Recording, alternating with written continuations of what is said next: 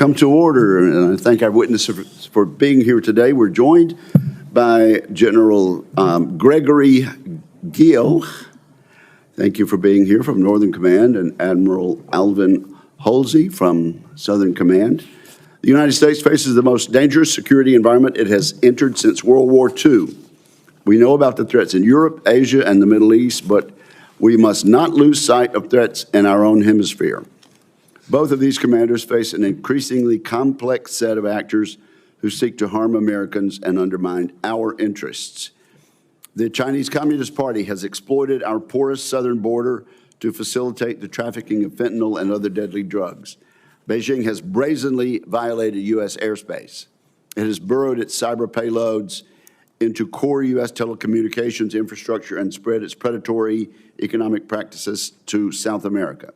China, Russia, and North Korea pose an increasing nuclear and conventional threat to key U.S. cities. Not to be outdone, Iran continues to try to kill Americans on our own soil. General Guillot, I would like to hear your updates in three key areas. First, border security is a priority for the President, and I agree with his decision to declare a national emergency at the southern border. President Trump has asked you to deliver an updated plan to ensure border security.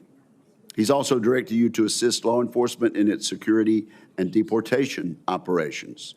DOD has a lot to offer to support law enforcement. The 2022 National Defense Strategy, published by President Biden, listed Homeland Defense as the military's first priority. So this is bipartisan. It is clear that the American people do believe that border security is national security. I look forward to hearing from you on your work in this area. Second, President Trump has asked you to contribute to a new plan for homeland, air, and missile defense. I would welcome your insights in this effort. Please tell us where, in your opinion, new investments should be targeted. Do they involve updating our ground-based radars and building out new missile warning satellites? Perhaps they involve developing the most cost-effective methods of intercepting incoming cruise and ballistic missiles. Third, you have led on the development of a new strategy for countering drones here in the homeland. My friend and ranking member, Jack Reed, held a great classified briefing on the Langley incursions. There have been numerous similar incidents since all of them troubling. Senators Cotton and Gillibrand are working together on ways to counter drones. I would appreciate your comments on how we can be more effective in this space. Tell us what new authorities you need. Admiral Holsey, I would appreciate an update from you on how your adversaries are using economic coercion in against key Latin American partners. The CCP aims to drive a wedge between the U.S. and our neighbors. China hopes to reverse longstanding policy recognizing Taiwan's independence, and it wants our allies to look the other way as it builds so-called gray zone, dual-use civil-military infrastructure. Beijing is also trying to force our friends to rely on Huawei for telecommunications, even as numerous Latin American leaders have adopted this CCP-controlled TikTok app. We need look no further than the Panama Canal. President Trump has rightly expressed concern about the PRC state-owned port infrastructure on either end of this vital maritime artery. Those PRC facilities pose a risk to the free flow of U.S.-flagged merchant ships and U.S. naval vessels. This issue must be addressed. There are additional troubling PRC developments in the Southcom region. The PRC has leased a space port in the remote Patagonia region of Argentina. That perch provides the Communist Chinese with unprecedented surveillance capabilities in our own hemisphere. Since at least 2019, Beijing has operated a spy base out of Cuba and has done so with impunity. Just last year in Lima, Peru, a PRC state-owned power company purchased the city's entire power grid. Meanwhile, Xi Jinping presided over the opening of a Chinese-funded deep-water port just north of Lima, which is capable of holding PRC warships. So, Admiral Holsey, I would like for you to update this committee on how you are integrating military and non-military tools to fight against these predatory techniques. Despite the significant and growing security threats in the region, Southcom is consistently under-resourced to fulfill its many critical national security missions. I look forward to hearing from you about how these resource constraints are affecting Southcom. I would also like to learn how innovative solutions like the Office of Strategic Capital can be leveraged to close this resource gap. Again, I thank our witnesses for being here and for their earlier meetings with members of this committee, and I now recognize my friend and the distinguished ranking member of the committee, Senator Reed. Thank you very much, Mr. Chairman, and let me join you in welcoming General Gregory Guillot, the commander of NORTHCOM, and Admiral Holsey to today's posture hearing, the commander of the U.S. Southcom. Gentlemen, over the past month, both of your commands have been ordered to conduct new missions in support of U.S. border security and immigration enforcement. President Trump has deployed over 2,000 active duty soldiers and Marines to supplement the 2,500 Guard members and reservists already deployed to the southern border, and has directed NORTHCOM to, quote, seal the southern border. Additionally, last week, President Trump ordered the Defense Department to expand the Department of Homeland Security's Migrant Operations Center at Naval Station Guantanamo Bay, Cuba, to accommodate up to 30,000 migrants and to begin transporting migrants via military aircraft to that facility. Thus far, I understand that around 100 migrants have been transported to Guantanamo, at least half of whom are being detained, not at the Migrant Operations Center, but at the detention center where alleged and convicted international war criminals are also housed. Border security and immigration enforcement is critical to our national security, but Guantanamo Bay is a dubious location to detain immigrants. The detention center has only been used for law of war detainees, and it is unfortunate to equate immigrants with international war criminals. Further, the facilities at Guantanamo are in poor condition and are extremely understaffed. The U.S. military, which is already stretched for resources, is now spending millions of dollars to use military aircraft and burning thousands of hours of military personnel time for these operations. While a naval station in Guantanamo does prepare for mass migration operations, these operations are for saving people leaving dire situations in Cuba or Haiti on unsafe craft, not moving individuals already in the United States to a place where the status of their rights is ambiguous. I have questions about the legality of this operation, and I'm concerned that this is part of a broader effort by President Trump to militarize immigration enforcement. I hope the President and Secretary Hexeth will use common sense, follow the law, and stop spending significant amounts of taxpayers' dollars on performative deportation activities. General Guillot, Admiral Holsey, I would like to know how these immigration enforcement missions are impacting the readiness of your forces. Specifically, I would ask for your estimates of the cost, personnel, and resources required thus far, and any concerns you have about the limitations you have to continue conducting such operations, particularly in light of your other critical missions. Indeed, U.S. Northern Command is key to our national security as the principal command for protecting the American homeland. As we consider threats from China and other competitors, our very concept of homeland defense must evolve. General Guillot, NORTHCOM publishes its Homeland Defense Policy Guidance to address this challenge. I want to ask for an update on the status of its implementation and how it will transform the Homeland Defense plans of the Department. The urgency of this mission has been made clear with the recent incursion of drones and unidentified aerial phenomenon in our airspace. America's skies and seas must be secure to protect our citizens, and the Department must pursue technologies that provide adequate detection. The Trump administration has proposed an Iron Dome program for North America and issued an executive order to develop additional defenses against cruise, ballistic, and hypersonic missiles. I would note that many of these efforts have already been underway by the Missile Defense Agency for years, and that the concept of space-based interceptors that President Trump is interested in has been debated and tested at enormous financial cost without significant promise. General Guillot, I would ask for an update on how the Homeland Missile Defense mission is proceeding and your view on how a space-based interceptor system could affect Russia's pursuit of a nuclear weapon in space. Turning to Southern Command, Admiral Holsey, your command faces growing challenges from China and Russia in Latin America. The political and economic instability in the region presents a situation that our adversaries are seeking to exploit to increase their own influence. China, in particular, is expanding its presence in the region, including through investments in strategic infrastructure, 5G telecommunications, and an expanding network of space tracking installations. Admiral, you testified last year that the PRC and Russia are strategic competitors who seek to undermine democracy while gaining power and influence in the region, and that partnerships are our best deterrents to countering shared security and economic concerns. But that, for now, the U.S. remains a trusted partner, or the trusted partner. U.S. international development programs strengthen U.S. partnership in the region, which advance U.S. national security objectives.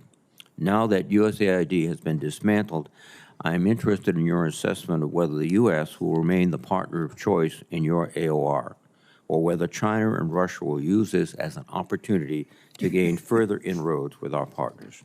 I'm also interested in your assessment of how we might work strategically with our partners in the region to build resilience against these activities. Southcom, like Northcom, continues to work closely with the U.S. interagency to support counter-narcotics and counter-transnational criminal organizations, or TCO, missions. I am concerned about the growing threats from TCO and synthetic opioid trafficking, including fentanyl, which are contributing to more than 100,000 overdose deaths each year in the United States. Admiral, I would ask for an update on Southcom's work with partner nations and other U.S. government agencies in counter-narcotic and counter-TCO efforts, given Southcom's limited force posture and resources. Finally, we know that insecurity throughout Southcom area is contributing to the flow of migrants north to the U.S. border. Economic instability, violence, and corruption continue to be a major source of insecurity in much of the region, especially in the northern triangle countries of Honduras, Guatemala, and El Salvador. Admiral Holsey, I would like to know your views on what more can be done to help improve the situation and strengthen our broader security throughout the region. Thank you again to our witnesses. I look forward to your testimony.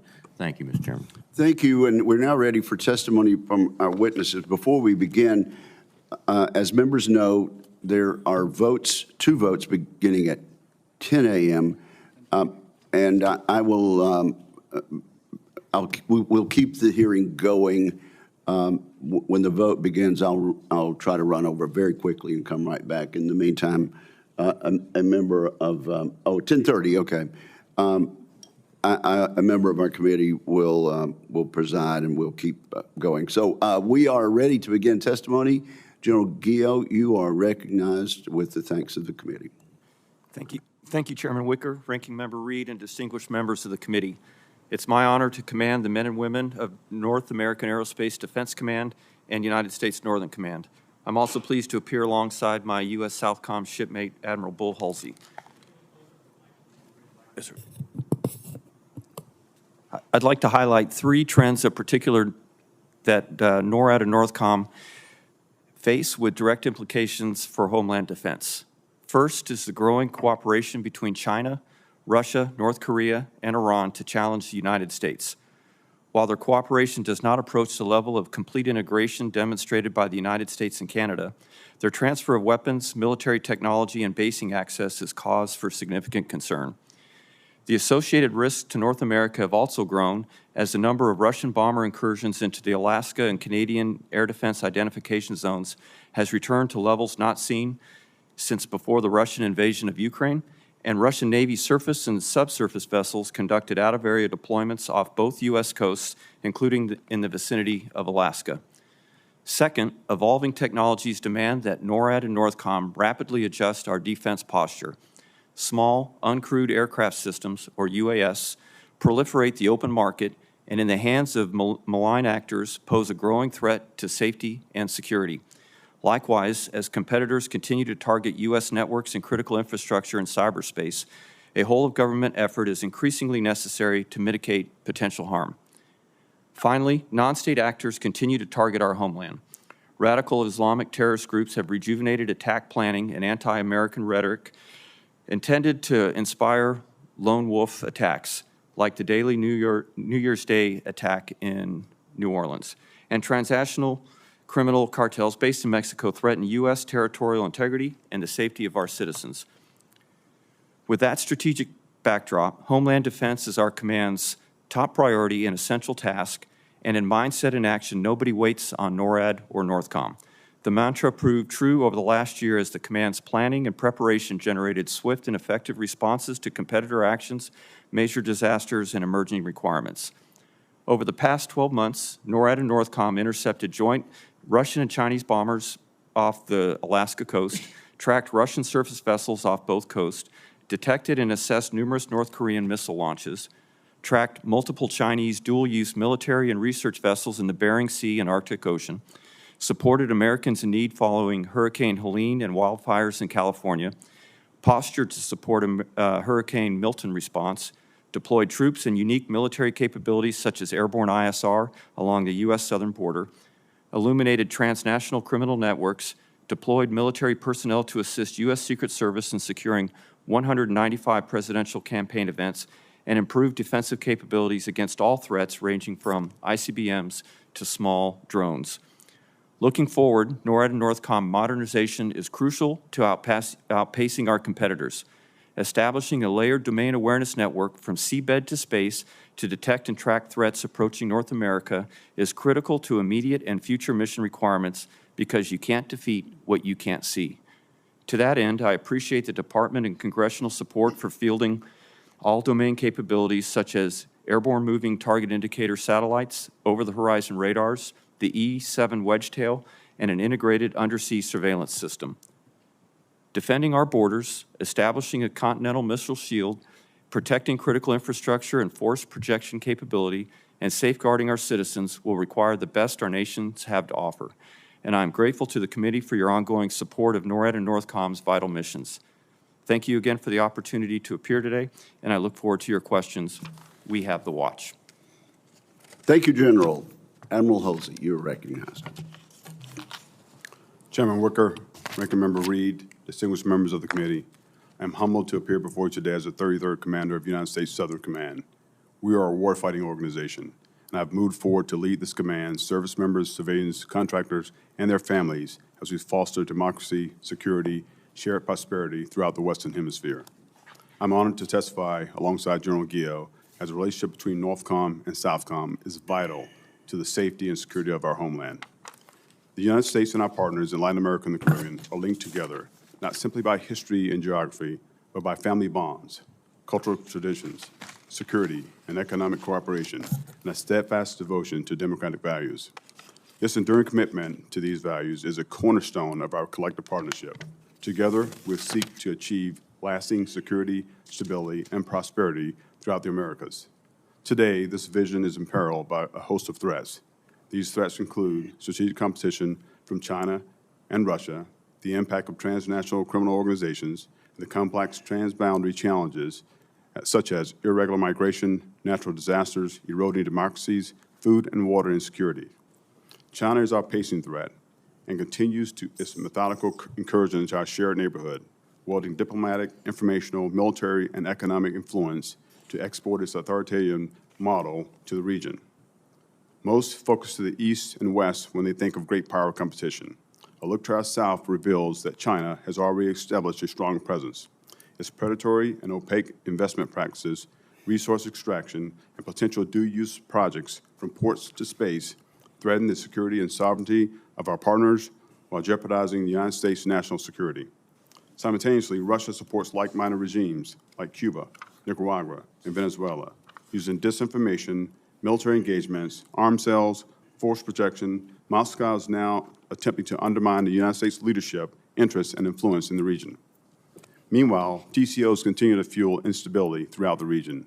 They exploit the permissive environment and engage in brutal violence, illicit trafficking, and other criminal activities to undermine the rule of law and disrupt the legitimate government functions. And they are having devastating effects which will spill over into our homeland, destroying lives. Border security is a concern for us all. Southcom recently stood up Joint Task Force Serving Guard at Naval Station in Guantanamo Bay in support of the Department of Homeland Security to provide safe and humane care of illegal aliens until they are returned to their countries of origin. Our time is now. Deliberate and meaningful action to address these threats is required, or this region, our neighborhood, will continue to change. Partnerships are our most effective approach to countering shared security and economic concerns. They enable our enduring trust in the region. However, we cannot take this for granted. To be a trusted partner, we must be credible, present, and engaged. During my tenure at Southcom, I've witnessed how enduring presence builds trust.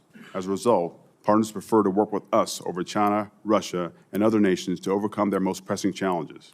Southcom continues to stand shoulder to shoulder with our partners. We have and will continue to respond rapidly to crises in any form.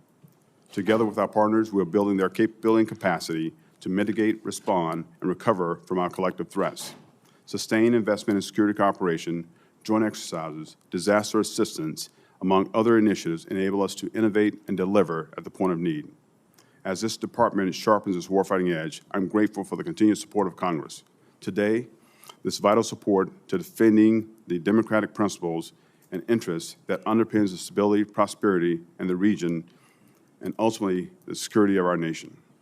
Thank you again, Chairman Wicker, Ranking Member Reed, and members of the committee for this opportunity. I look forward to your questions. Thank you very much for your testimony.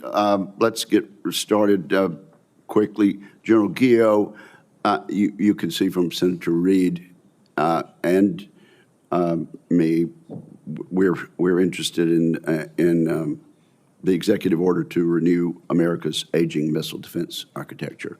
So I'll jump right in there. So how are we going to do this? What are the options? What are your top priorities with respect to upgrading our air and missile defenses? What role do you see space-based capabilities in this effort? And is our industrial base primed to execute this mission? So what are your top priorities? Chairman, the top priority in that, in our efforts to meet the direction of the executive order is first and foremost to establish increased domain awareness. As I mentioned in the opening comments, you can't defeat what you can't see, and the adversaries have an increasing capability of reaching us and threatening us from ranges beyond what some of our current systems can detect and track. So the first layer of any approach to defending the United States or North America from the NORAD perspective would be a sensor layer from seabed to space of systems that can detect threats from a further distance. Those are seabed, ground-based, air-based, such as the E-7, and then space-based systems for detecting, tracking, and warning. Inside of that, I think we build on our existing GBI and NGI capabilities, the ground-based interceptors and next-generation interceptors, to defeat intercontinental ballistic missiles. Let me interject. On the sensor layer, how soon can we get there? Chairman, some of those capabilities are right on the edge. Others are probably 3 to 5 years out.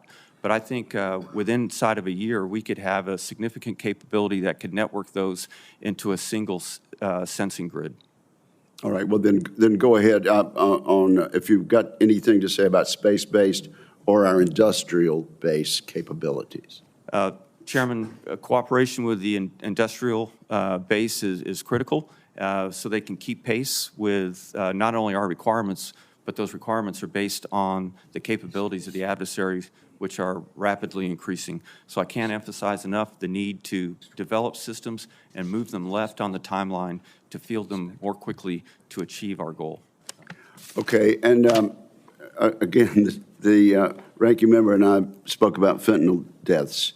The estimate I have is more than 225,000 Americans are estimated to have been killed because of fentanyl overdoses from 2021 to 2023.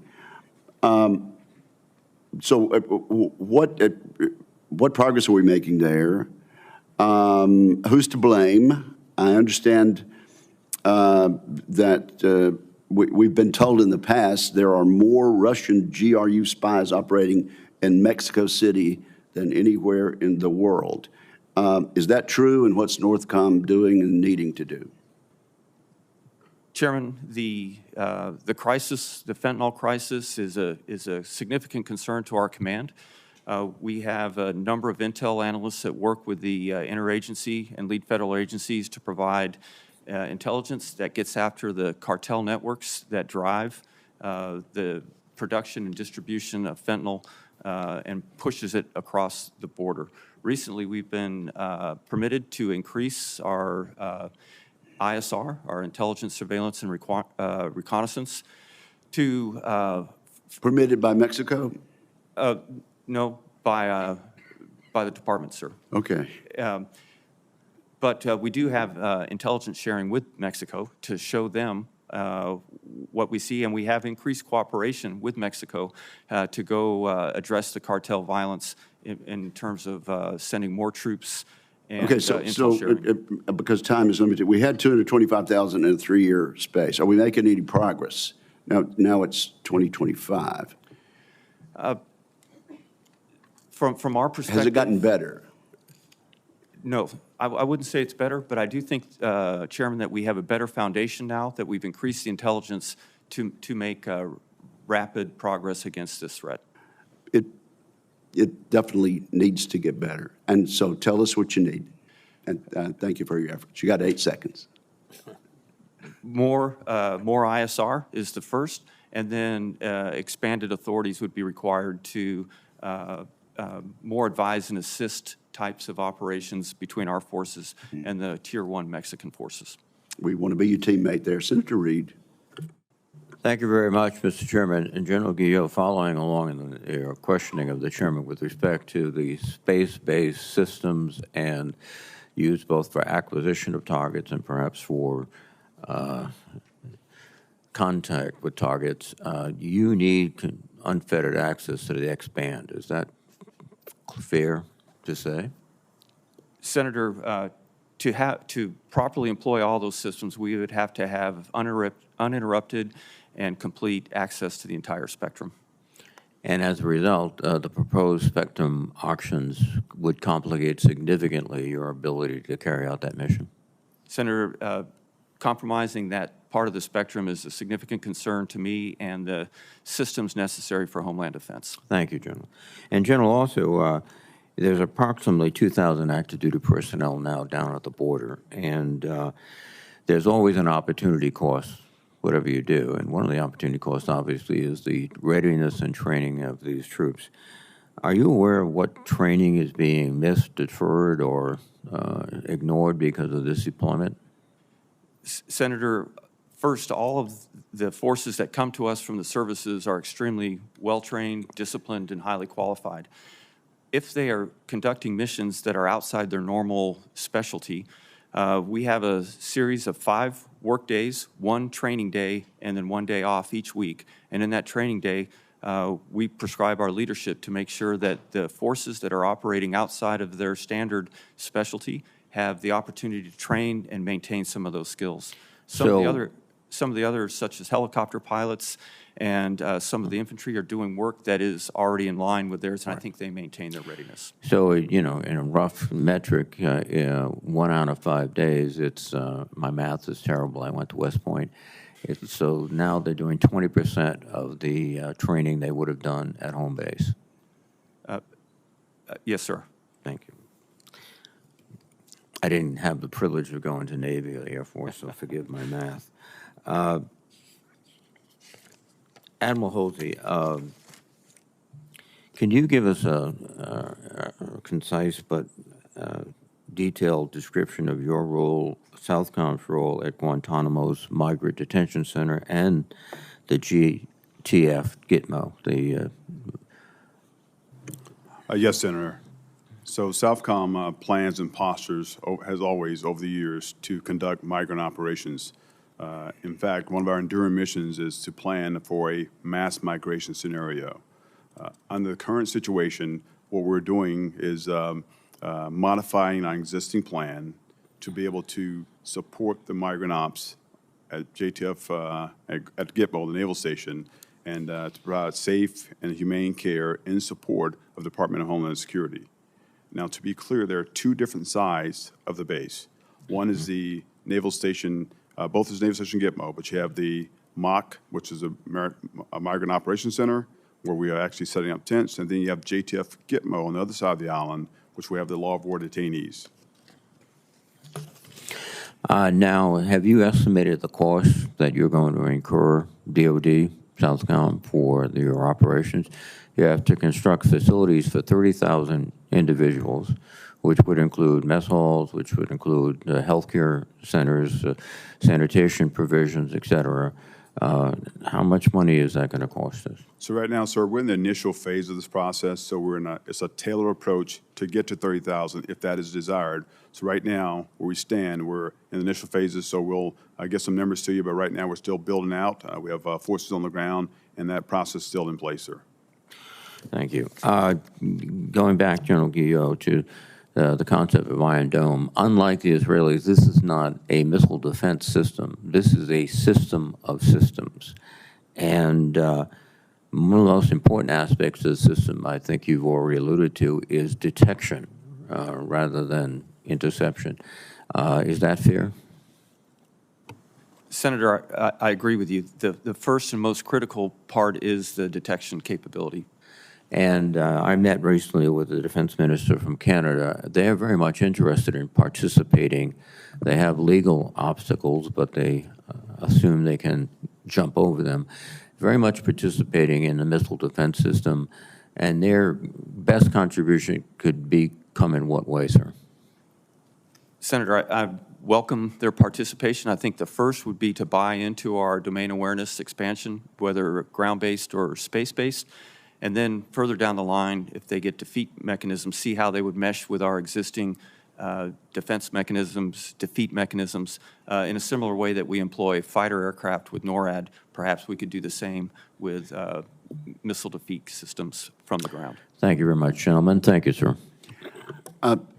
Thank you, Mr. Ranking Member. Perhaps that would be one way that Canada could begin to meet its NATO requirement as far as defense spending as a portion of their GDP. Let me ask both witnesses to move the microphones a little closer.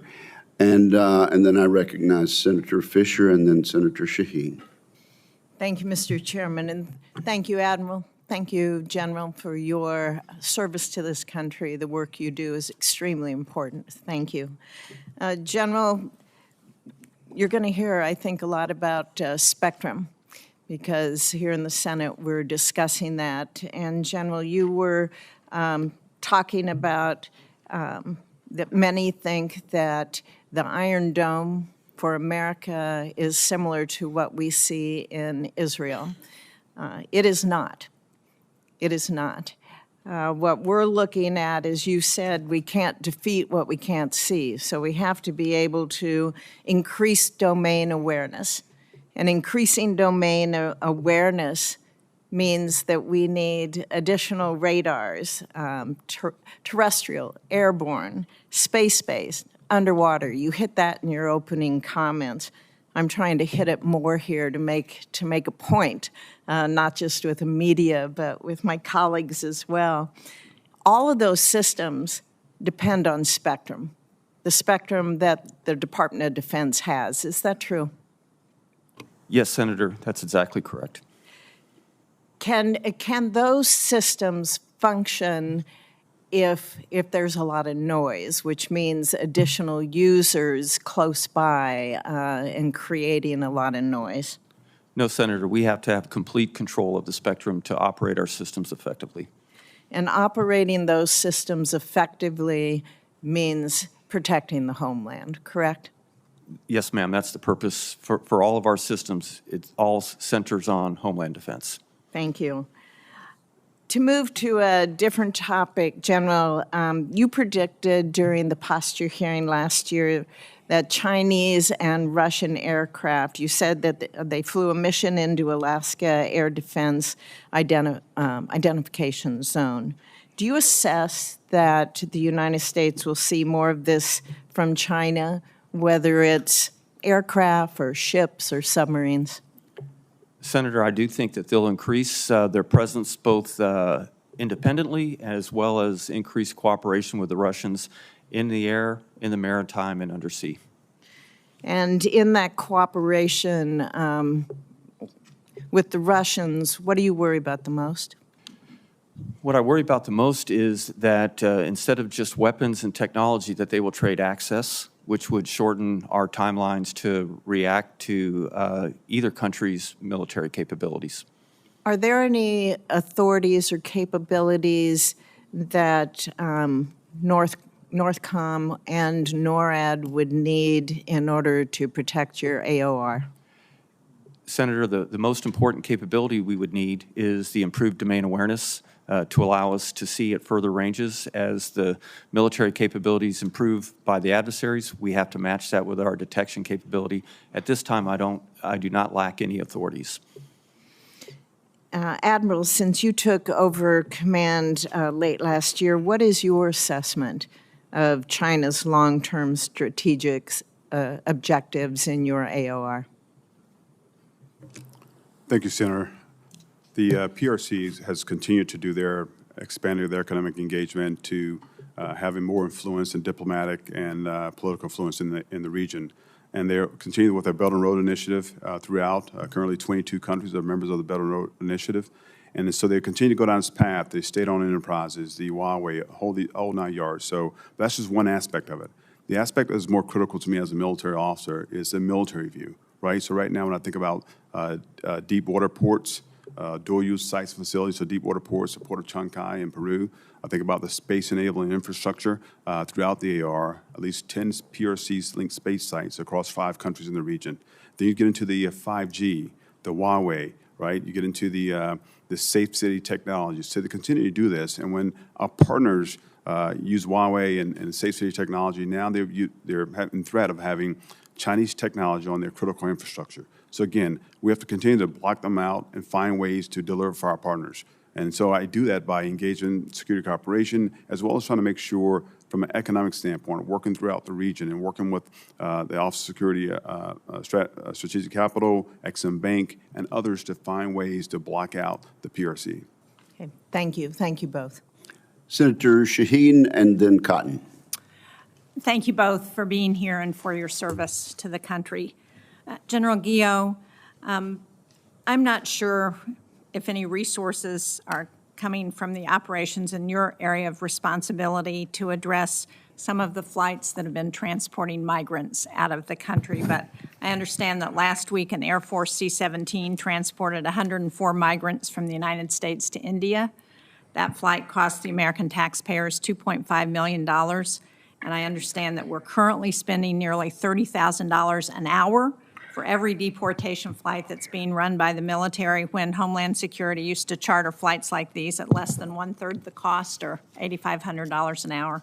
Doesn't seem to me like a very effective use of our dollars, given the needs that you and Admiral Holsey talked about in terms of what you require for additional resources to address the threats facing the country. So can I ask, are you seeing any of the impacts of those costs yet on Northcom's budget? And do you know how those costs are being paid?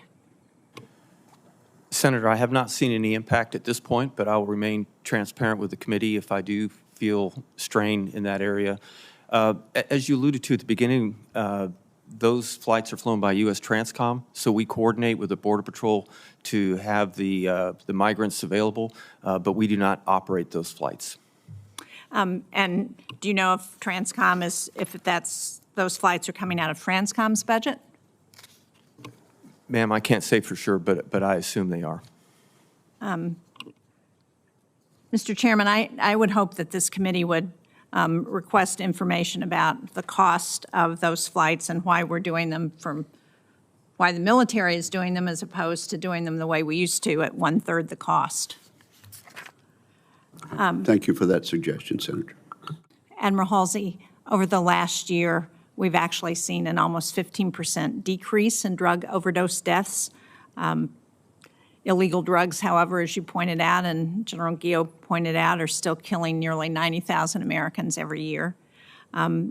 Both of your commands rely on partnerships with governments and militaries in the region to help stop the flow of illegal drugs. So can you talk, Admiral Holsey in particular, about whether you're seeing any impact of the stop on our foreign assistance in countries in Latin America, on the willingness of those countries to cooperate? And then are you seeing, or do you see the concern that China may move in some of those areas where our presence is being discontinued? Senator, thank you for that. China continues to look incredibly hard at every opportunity to come in and engage, so we can't take that for granted. With regard to our partners and engaging in the counter-drug piece, they're very resilient. Some of our training that do the security operation, the exercises specifically focus on the counter-drug fight. If you look into the Eastern Pacific right now, in the first 90 days, since the 1st of January, we've already interdicted 50 metric tons of cocaine, right, and actually arrested 84 detainees. So again, when you think about this piece, our partners are with us. So 80% of our interdiction last year was done by our partners using actually a ship special mission where we actually bring out interceptors from our partners along with us and get after the fight. So they're all in with us. So I would like to continue to do that security operation. I haven't seen any impacts at this point, but we'll look, and I'd be happy to let the committee know.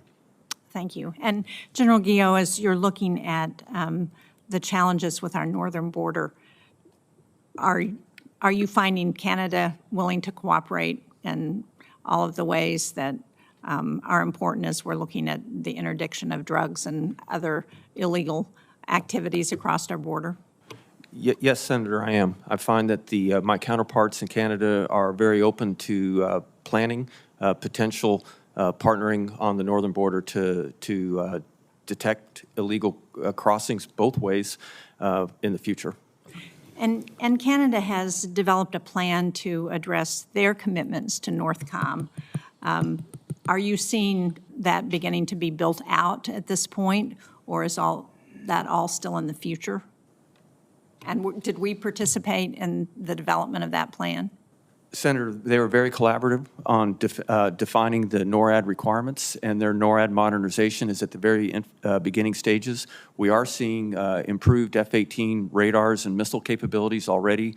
The next step we'll see is the arrival of the F-35 in the next 2 years. So they're well on the track, but we do have some immediate improvements with their F-18s. Great. Thank you. Thank you both. Again, I'm looking forward to our friends in Canada fulfilling their commitment to NATO. Senator Cotton. Thank you, gentlemen. General Guillot, as the chairman mentioned in his opening statements, I have legislation with Senator Gillibrand to address the drone threat here in America. We seem to have drones just flying around everywhere, and many times people don't know what's going on, most notably in the public eye late last year in New Jersey. But this is also happening around our military bases a lot. You've had drone incursions over Joint Base Langley, Wright-Patt Air Force Base, Vandenberg Space Force Base, Picatinny Arsenal, Anderson Air Force Base. Could you explain to us briefly what is the threat that these drones pose to U.S. military operations, facilities, and personnel? Senator, the primary threat I see for them in the way they've been operating is detection and perhaps surveillance of sensitive capabilities on our installations. And that's all installations, not just super sensitive ones like nuclear sites. It could be our fighter bases or Army bases or naval bases or what have you. Yes, sir. There were 350 detections reported last year on military installations, and that was 350 over a total of 100 different installations of all types and levels of security. Yeah. But it's the case right now that only at certain sites, which you might call the super sensitive sites, like nuclear bases, do commanders have the authority to protect their airspace from these drone incursions. That's correct, Senator. We call those covered installations, and not all about half are covered. Which sounds crazy to me, and I think most Americans would think it doesn't show a lot of common sense. I mean, base commanders at every base around America, that they have the authority and they have the capability to protect their perimeters. Say if some terrorists got a dump truck and drove it through the front gate, or were trying to breach the perimeter fence, we would expect base commanders to protect their base with force if necessary. Is that correct? That's correct, sir, and I would propose and advocate for expansion of 130I to include all military installations, not just covered installations. I'm glad to hear you say that, because I have legislation to do just that, All right. the counteract with Senator Gillibrand, that again would give these commanders the legal authority they need, plus the capability required to protect their bases from these kinds of incursions, and then hold them accountable for doing so. Is that exactly what you're advocating for? That is, sir, and if I could add, I'd also like to see the range expanded to slightly beyond the installation, so they don't have to wait for the threat to get over the installation before they can address it, because many of these systems can use side-looking or slant range, and so they could surveil the base from outside the perimeter, and under the current authorities, we can't address that. Even better. Now, last year, you also said there were thousands of drone incursions over the southern border. And just last week, Mexican cartel leaders were reportedly authorized to use drones equipped with explosives against U.S. Border Patrol agents. Now, I know that this is primarily a DHS responsibility at the southern border, but do you need authorization for DOD to share information with DHS and the border authorities about these incursions? Yes, Senator. I would like 130I to be expanded to allow seamless exchange of data on drones. Again, sounds like a great idea. I'm glad that Senator Gillibrand and I have legislation to do just that, and I hope that we can pass it into law this year. Thank you, Admiral. I know that the Navy is responsible for Guantanamo Bay, but Southern Command is responsible for some of the operations there, to include the operations, I gather, of the violent illegal migrants who were recently transported. Could you give us a little bit of sense of the security measures in place that protect against any risk of violent criminals and terrorists being held at Gitmo? Senator, the JTF Gitmo is the detention facility. We have highly trained military police who come down on rotation with the guards force. They're on a one-year rotation. They're highly qualified. They've been trained to do their mission. They've been doing it for years throughout. So again, I think they're very capable of force, and they're ready to deal with any situation. And you're confident that your personnel are trained and ready to do that and are safe in doing so? 100%, sir. That's great, because I'm also very confident that it's much safer to have depraved, savage criminals from other countries waiting at Guantanamo Bay for deportation than it is to have them waiting at a base on the American mainland soil, where we hope they'd never be able to cause any problems, but you never know. There are American citizens on those bases and just outside those bases. Gentlemen, thank you again both for your appearance. Sure. Excellent point, Senator Cotton. Senator Hirono and then Senator Sullivan. Thank you, Mr. Chairman. General Guillot, the President's recent missile defense executive order tasks you with providing, and I'm quoting, an updated assessment of the strategic missile threat to the homeland, end quote. That is the President's direction to you. I remain concerned about the viability of DOD's strategy to defend Hawaii specifically from missile threats. We're looking at China, North Korea examples. Will you commit to include the missile defense of Hawaii as part of your assessment? Senator, I absolutely will.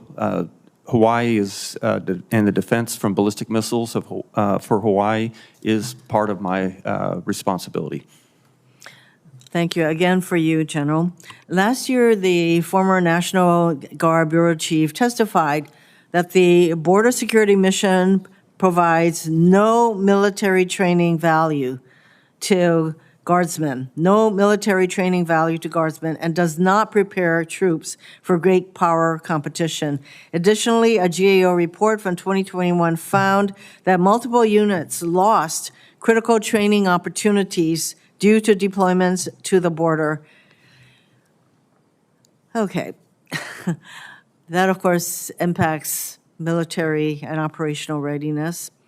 General, do you agree with the assessment that these missions provide no military training value to Guardsmen? Senator, I don't agree. I think that specifically in the helicopters and in our intel specialties that are conducting missions on the southern border, those are exactly in line with their trained specialty. However, there are, I certainly recognize there are areas where they are cross-trained and they are not getting immediate benefit to their primary specialty in about half of those roles. So your testimony is that using military troops, our troops at the border, that is not going to have an impact on readiness? How many troops do we have on the border right now, and do you expect that number to grow? Senator, we have 5,000 Title X forces on the southern border right now, and I do expect that number to grow. As the ranking member on the Readiness Committee, I do have concerns about what these kinds of troop movements will do to readiness. What specific military training events and readiness exercises will NORTHCOM forego due to the resource demands of the border mission? Senator, to this point, none have been altered, and we don't project that we would lose any of our exercises. As the forces are provided by the services, we still have the capabilities to conduct all of our scheduled exercises. Well, the GOA report in 2021 noted that there will be some critical training opportunities that will be lost, and I am going to follow up with you as to whether that is also what is happening. For Admiral Holsey, in your confirmation hearing last September, you stated that Southcom's main campaigning tool is security cooperation, utilizing a whole-of-government approach that includes USAID. How will President Trump's decision to freeze foreign assistance and dismantle USAID affect Southcom's security cooperation mission? Senator, for right now, as we look at we're still assessing the impacts of USAID. I will tell you from a military standpoint, I still can do my security cooperation at this time. And so I look to trade winds exercise, right? So that's one we do yearly, and it focuses on the humanitarian assistance disaster relief in the Caribbean, right? So we go out there, we do these missions, we're training our forces for earthquakes, hurricanes, and the like. So those type opportunities give our partners a chance to develop their skills for emergencies or contingencies. I really don't see how an action like closing USAID would not have a negative impact on part of your mission. Regarding Guantanamo Bay, this is, again, for Admiral Holsey. Southcom is responsible for implementing the President's directive to expand the detention center in Guantanamo Bay to hold 30,000 migrants. Admiral Holsey, who are these migrants and where will they be coming from? And what is the estimated cost to lead the expansion and support of this Department of Homeland Security mission, including food, medical care, construction, and sustainment? We're talking about a very big, I would say, infrastructure that we're going to need to house 30,000 migrants. Can you explain how all this is happening? How much it will cost? How it will impact Southcom's mission? Briefly, running out of time. I've run out of time. So very, very briefly, from the standpoint of who decides, that's a DHS mission. They decide who comes to the base for the migrant ops. They decide at that point. We just support them. We're in support of DHS. With regard to the pricing, we're still understanding it's a phased approach right now, and so we're going to build it up. And as we understand how large we'll get, we'll have a better focus on the price. So even if this is a DHS, we're going to want to know how much this is actually going to cost. And I know that you were asked, Mr. Chairman, thank you, about the amount of money that went to deporting 104 people to India, and whether or not that was an appropriate use of your funds. Perhaps witnesses can take that for the record, and also we'll have another round if we need to. Then we have Senator Sullivan and Senator Kane. Thank you, Mr. Chairman. Gentlemen, thank you for your testimony. I want to echo what the chairman's been saying. We do need Canada to step up, you know, when they don't meet their 2% GDP NATO commitments. It undermines the entire alliance. So I appreciate the chairman mentioning that. General, it was good to meet with you the other day.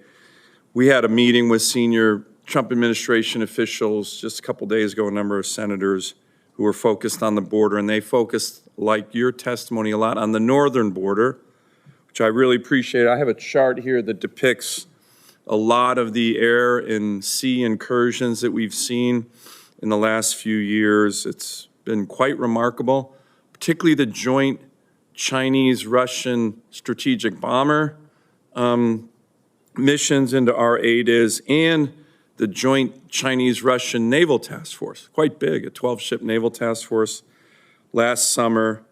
President Trump himself commented recently that we need to increase military investments in Alaska as Russia and China make more menacing moves in the region.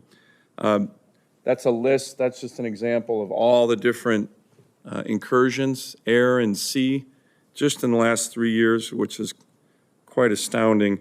General, I want to go into a little bit more detail. Your troops have done a great job of intercepting these strategic bombers. By the way, they come with armed MiGs, right? This is a serious incursion, not easy to do.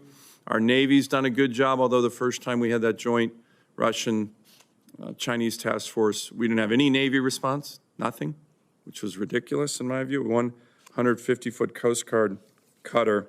But these are difficult missions, made more difficult, for example, when you're intercepting strategic bombers. A lot of times our fighters are having to fly over 1,000 miles just to get to the end of the ADIZ to intercept them. So my question, can you put the other slide up, the one with the map, the first one with the map? There you go. Do you agree we need more infrastructure? You and I have talked about reopening the airfield and the Navy base at Adak, which is out here on the Aleutian Island chain, or Utqiagvik and Barrow, Alaska, to help with the SAR missions. Can you explain that in a little bit more detail? Admiral Paparo is in agreement with you on this, where these incursions are going to increase. This is America, our northern border, and yet the infrastructure we have for the young men and women who are doing these dangerous intercept missions, both at sea and in the air, they need more infrastructure for their safety and for our rapid response. Do you agree with me that they do? And would you support reopening the Adak Naval Base and the extension of the Barrow runway, which is way up there, the northern part of America, North America? 45. Senator, I do agree with you, and as you mentioned, Admiral Paparo and I are very closely linked and aligned on all issues in the Pacific. I would support ADAC for sure, for maritime and air access, and as you pointed out, Dead Horse or a point at the far north part of Alaska, because those missions aren't only long, 1,000 miles or more with 5 or 6 or 7 air refuelings, usually at night, but also the harsh conditions if a pilot should have to eject. Having those forward points that you mentioned would allow us to pre-position search and rescue aircraft or be able to land there in an emergency, which are capabilities that we just don't have right now. Great, thank you on that. And again, I want to thank the men and women under your command. They do these intercept missions all the time. They're very tough, they're dangerous. They don't make a lot of news down here in the lower 48, but they're doing a great job. Let me turn to missile defense. Senator Kramer and I recently introduced our Iron Dome Act that reinforces what President Trump's executive order does. That's a depiction of that covering the whole United States with integrated missile defense systems to protect our homeland. I'd love to get co-sponsorships from all my colleagues. My 2017 Advancing America's Missile Defense Act, which pretty much became law in the NDAA, had 30 co-sponsors, 10 Democrats, 20 Republicans. But can I get your sense to, first, a commitment to work with me and Senator Kramer on that, and then you mentioned the NGIs and the ground-based missile interceptors. Those are almost all based in Alaska. Why is it taking so long to fill those 20 silos that we just built out that are needed? And can I get your commitment to work with me as part of this Iron Dome Act to accelerate that? Senator, you have my full commitment to work with you on the Iron Dome. It's the core mission of NORAD and NORTHCOM is to defend, just as you described there. And you also have my full commitment to work to move all defense industrial-based capabilities to the left to bring these capabilities earlier as our adversaries are advancing their capability, and we must keep pace. Great. Thank you, General. I ask unanimous consent that the three charts that Senator Sullivan referred to be admitted to the record at this point. Without objection. Without objection, it's so ordered. Senator Kane and then Senator Scott. Thank you, Mr. Chair, and thanks to our witnesses for your service. This morning, I received an email from one of my long-standing staff members, and Mark runs constituent services for me, and he did so when I was governor as well. Mark graduated in Richmond from J.R. Tucker High School, kind of looked in the mirror and decided he wasn't college material yet, and enlisted in the United States Marine Corps. Mark served for 4 years as an enlistee in the United States Marine Corps, and it put him on a path that's been an amazing path. He finished his Marine service and then went and got a social work degree at Virginia Commonwealth University. And advice to any of my colleagues, if you want somebody great in constituent services, pick a Marine with a social work degree. The dogged persistence of the Marines and the skill in working with organizations and listening to people of a social worker, Mark exemplifies that. Mark sent me this morning, he reached out to send me this article that appeared on the 10th of January in military.com. Military drops recruiting efforts at prestigious Black Engineering Awards event. I'd like it entered into the record, Mr. Chair. First two paragraphs of the article, here they are. The Army and other service branches are abandoning recruiting efforts at a prestigious Black engineering event this week, turning down access to a key pool of highly qualified potential applicants amid President Donald Trump's purge of diversity initiatives in the military. Until this week, Army Recruiting Command had a long-standing public partnership with the Black Engineer of the Year Awards, or BEYA, an annual conference that draws students, academics, and professionals in science, technology, engineering, and math, also known as STEM. The event, which takes place in Baltimore, has historically been a key venue for the Pentagon to recruit talent, including awarding ROTC Corps scholarships and pitching military service to rising engineers. Past BEYA events have included the Army Chief of Staff and the Defense Secretary. This is one of the most dense events we do, one Army recruiter told military.com, on the condition that their name not be used. Our footprint there has always been significant.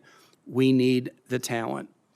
My staffer, Mark, said to me when he sent me this article, I would never have served in the military if there weren't men and women who looked like me in the recruiting process. Limiting military recruitment to avoid qualified Black applicants in the name of DEI will ultimately hurt our all-voluntary military. I was intending to ask questions about NORTHCOM and SOUTHCOM until I got Mark's email this morning. Intentionally avoiding an event chock full of STEM talent and engineers because it happens to be a draw for Black engineers is more than an anti-DEI initiative. It is an intentional effort to avoid certain kinds of people in recruiting. The article goes on to say it's not just the Army that has pulled out of this event, all the service branches have pulled out of this event. And I just want to put this on the record. Two things happened on January 31st that I found very unusual. The President of the United States, Donald J. Trump, did what every president since Gerald Ford has done on January 31st. He declared February Black History Month. And on January 31st, the Secretary of Defense, Pete Hegseth, put out a directive, identity months are dead at DOD. That was not the newspaper headline summarizing the directive. That was the directive from the Secretary of Defense. Identity months are dead at DOD, including Black History Month.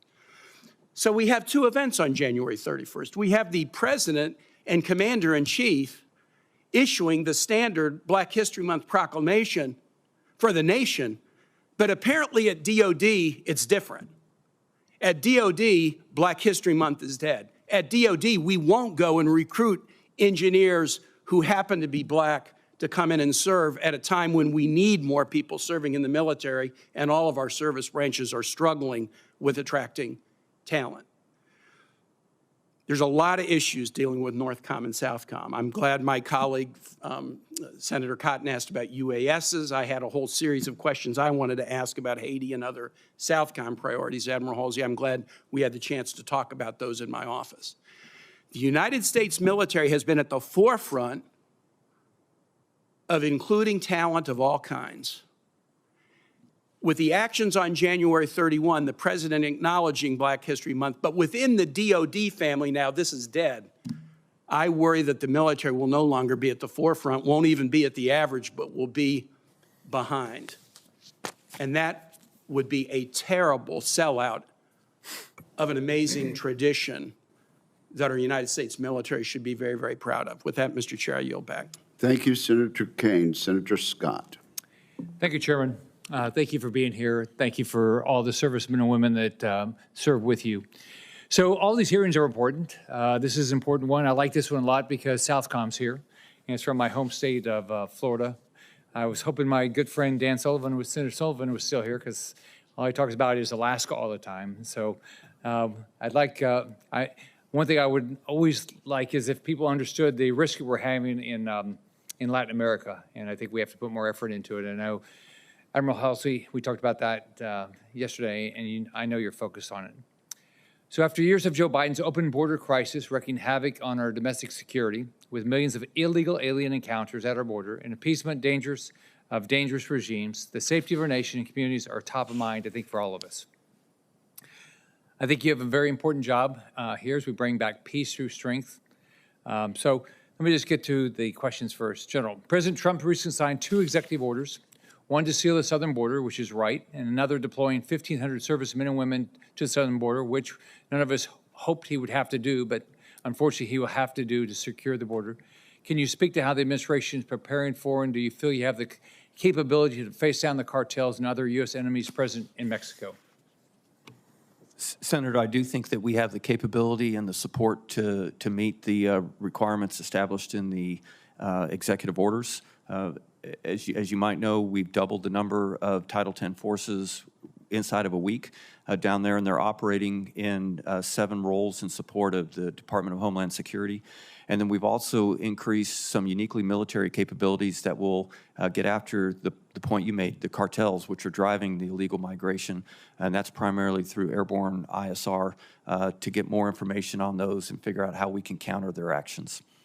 You think there's any chance you're going to need a carrier strike group in the Gulf of America? Senator, at this time I haven't gotten to a carrier strike group, but I will need a significant increased maritime presence in cooperation with the Coast Guard. Are the LCS ships at Mayport helpful at all? Yes, sir. Those would be right in line with what we're looking to do in the maritime. Thanks. So, Admiral Holsey, I've been up here about a little over 6 years, and it seems like, and I think we talked about this a little bit, Indo-PACOM and CENTCOM receive a majority of this committee's attention and a lot of their assets. I think we're seeing a little bit of change with that under President Trump. Southcom's area of responsibility faces real threats to our national security. As we all know, we've got problems in Cuba, Venezuela, Nicaragua, and potentially Colombia. So you might need additional assets, especially with what China, Russia, Iran are doing in the region. Can you talk about the importance of having the right assets at Southcom to be able to deal with the threats? Yes, Senator. To be clear, presence means power. Presence means relationships. And so not only when out-of-area deployers come or the TCOs are moving drugs, when they see presence, it gives them pause. But also when we come down and work with our friends and partners in the region, they look for us as leadership. So when they see our ships, our aircraft, our boots on the ground, working with them again and again, it builds those partnerships and it shows that we are there enduring and we can block out the PRC and others. Thanks. Can you talk about the importance of Homestead Air Force Base and its mission? Yes, sir. Yes, sir. For Homestead Air Force Base, located there in south of Miami, right now we've used it in the past. We use it in our Haiti operations as a jump-off point. We use it in exercises as well. So again, it's a key location when I think about contingencies downrange and how I engage, and using that as a base to, to forward deploy, if you will. And also, I'm looking at some opportunities coming up for unmanned assets as well. So I'll continue to work on that. You think it needs to be returned as an active duty base? I think it's more of in the Air Force lane to answer that, but I could definitely use an active duty base, sir. Right. Thank you, Chairman. Now, Senator King. Thank you, Mr. Acting Chairman. Appreciate it. First time. Big promotion. As we're sitting here, news feeds often come across, and I just saw one that the Department of Defense has indicated in its 2025 procurement plan to buy $400 million worth of Tesla trucks. I'm going to just let that fact sink in. That's all I'm going to say about that. Admiral, you talked about the activity of the Chinese in Latin America. Do you believe that activity is, number one, significant, and number two, increasing? And the nature of the activity, as I understand it, is public works projects, ports, 2 ports in Panama, for example. Is this significant activity on behalf of China in Latin America? Yes, Senator. I think all their efforts from a infrastructure standpoint, the development of dual-use sites and facilities is a challenge, and we should be concerned about that. I would point out to the committee that 2 weeks ago, we unilaterally disarmed in Latin America when we destroyed the Agency for International Development, because that's the agency that provides funds for these kinds of projects. So we've left the field in Latin America, and I think that should be understood. We're always talking about competition with China and the pacing threat, but here is a place where we basically have, as I say, left the field. We've abdicated, we've surrendered to China in Latin America by unilaterally and illegally and unconstitutionally abandoning the vehicle by which we were competing with them in terms of development and work in Latin America. I think that should be noted. We've gone almost entirely through this hearing and not talked much about terrorism. I believe that in all the talk about pivoting to great power competition in the Indo-Pacific, we've taken our eye off terrorism. And it worries me that that's still a threat. General, is terrorism still a threat to this country? I believe you mentioned lone wolves, which is the most difficult kind of terrorism to combat. Senator, it is still a threat and a concern, and one of the primary focuses in the NORTHCOM part of my job.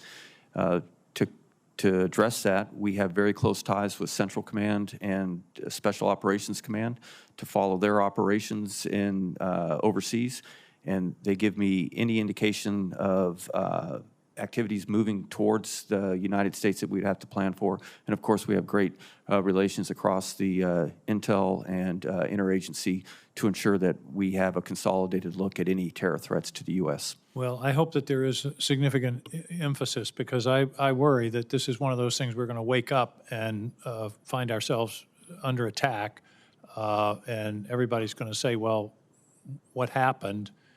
And it's a matter of taking our eye off the terrorism ball. That's one of the greatest threats to this country, particularly if terrorists get a hold of nuclear material. And there's a growing nuclear family, including Iran and North Korea, where nuclear material might become available. And that's the nightmare scenario, because deterrence doesn't work with terrorists. They don't care about dying, and they don't have a capital city to destroy. So intelligence and awareness of what the terrorists are thinking and planning and plotting, I think, is absolutely critical. Admiral, every year when we have this hearing, I talk to the Southcom commander about the fact that we have intelligence reports about drug shipments coming to the U.S. in the maritime domain, and we have the assets to interdict 25% of them. To me, that is just straight up unconscionable. There are people dying in my state from fentanyl overdoses, from drug overdoses generally, and we're not meeting, because of a lack of basically allocation of assets, the drug shipments that we know about. That's what's so objectionable about this. Is that percentage still reasonable? 75% is not being interdicted that we know of? Yes, sir, about 10 to 20% is what we can get after what we see. Yes, sir. And that's because of a lack of assets. Is that not correct? There's just not enough, we don't have enough boats, ships? Yeah, primary lack of assets, the lack of resources, ISR capability. Yes, sir. Well, I would argue that, again, this is a misallocation of resources, that here is a active attack on America that's killing our citizens, and we don't have enough ships, and whether it's Coast Guard or Navy, in the region to interdict these drug shipments. I think that's basically it's a dereliction of duty, not of you, but of the entire policy apparatus. And this goes back 3-4 administrations. But it's one that I hope that this administration might pay some attention to and correct. Maybe there's a second round. We'll talk about icebreakers, General. Thank you very much, Mr. Chairman. Thanks, Senator King. One thing, was it State or Defense that bought the Teslas? Do you know? My understanding, it was the Department of Defense, armored Tesla Cybertrucks. Okay. All right, Senator Biden. Thank you, Chairman. Congrats on the promotion. Admiral, General, thank you all for being here. General, enjoyed our conversation earlier this week, and also just want to thank you on behalf of those in Western North Carolina for your efforts there. In the early days, late September of last year, early October, there was some bureaucratic hand-wringing at the top, but that was not from you. That was not from our military. So, again, thank you for all those in uniform who've served those out west. I want to shift to the southern border, and we've heard this a lot from our colleagues this morning, and I share the concern about fentanyl. In North Carolina, we lose every single year the totality of what we lost on 9/11 just in North Carolina. And that's our whole country compared to just my great state. I'm interested in stopping the supply of these Chinese precursors and chemicals that end up in Mexico and make their way here. And also stopping the Chinese nationals that are being caught illegally crossing our southern border. In record numbers, I think it's up by a factor of 50 from 2021 to 2023. So what concerns do you have, if any, that foreign malign actors, not just South American immigrants, but they're using the southern border to access our nation? We'll start with you, Admiral. Senator, as I looked at the daring gap of the last year or so, we did see an increase in the number of Chinese actors coming across. Right. Typically what we do is we've been working with the Panamanians as well as Colombian to kind of support them in stopping the flow of migration. Now, it's slowed down this year. I think President Molina was pretty clear to try to stop migration when he got in office. We've supported from a logistics, intelligence, and training equipment standpoint with the Colombia and Panamanians. We saw the drop about 90% coming through the daring right now, but we have to keep our eye on it. Thank you. General. Senator, I want to thank you for your comments for the men and women of primarily the 18th Airborne Corps that did an outstanding job supporting their teammates in the western part of North Carolina. I appreciate that. I share the concern on the intent of many that are crossing the border, and in particular work closely with the Border Patrol to figure out why the Chinese migrants, one, are so many, and two, through such a narrow corridor in the San Diego region. And my concern there is a wolf in sheep's clothing coming across, having someone who intends us harm. So we work very closely with the Border Patrol to see who is coming across and making sure that our intel agencies are tracking them. I'm encouraged by the recent decrease in detections and incursions across the border, but as I've mentioned before, the increase in military presence down there and some of the unique military capabilities, I hope will continue to seal that border. Thank you for that. Let's go to another topic which was previously discussed in regards to UAS. As you mentioned in your opening statement and in the discussion with Senator Cotton, we've seen UAS incursions over sensitive sites, military bases. It's an alarming amount.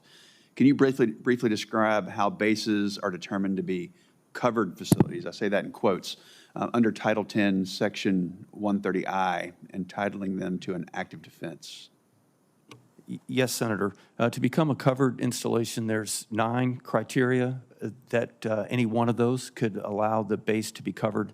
Ranges from nuclear deterrence, missile defense, all the way down to if it's a test facility there. Roughly half of the 360 installations in the U.S. meet that criteria. My request and proposal would be, as if we look at 130I again, would be to expand coverage to all military installations and not just those that are covered. Thank you. So as the lead synchronizer of counter-unmanned aerial system operations in the U.S., how are you preparing our bases to defend themselves from these threats? I know there's a policy discussion in your prior answer, but what are you doing right now? Senator, since we were received this responsibility in November, we're responsible for coordinating any response.